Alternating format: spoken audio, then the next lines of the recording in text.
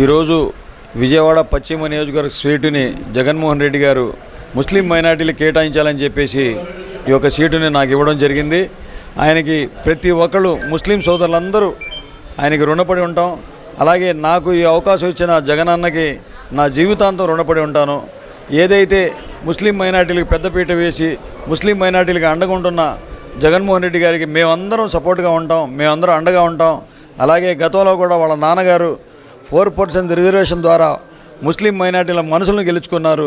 ఎంతోమంది పిల్లలకి ఉన్నత స్థానానికి ఎదిగేటట్టుగా చేశారు, డాక్టర్లు, ఇంజనీర్లుగా. మరి ఆయన తనయుడు ఆయనకంటే 4 అడుగులు ముందుకేసి ముస్లిం సోదరులందరినీ ఏకతాటిగా నడిపిస్తూ మొన్న హజ్ యాత్రిలకి రాయితీలు కల్పించారు. అలాగే ఉర్దూ సెకండ్ లాంగ్వేజ్ పెట్టారు. అలాగే నవరత్నాల్లో ఎన్నో పథకాలని ముస్లిం మైనార్టీకి అందే విధంగా అమ్మఒడి కానివ్వండి, చేయుత కానివ్వండి, ఆసరా కానివ్వండి, ఎన్నో పథకాలు ముస్లిం పిల్లలకు కూడా అందుతున్నాయి. ఆయనకి మేమందరం ముస్లిం సమాజం తరపున మనం అందరం కలిసి ఆయనకి ధన్యవాదాలు తెలియజేస్తున్నాం. అలాగే ఈరోజు ముఖ్యంగా ముస్లిం మైనార్టీ ఫైనాన్స్ కార్పొరేషన్ చైర్మన్గా నేనున్నాను.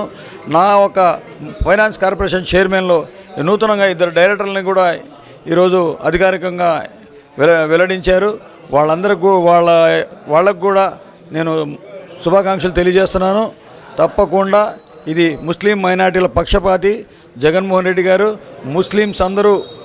ఏదైతే ముస్లిం మైనార్టీలు అందరూ ఉన్నారో జగన్మోహన్ రెడ్డి గారు వెంటే ఉంటారు.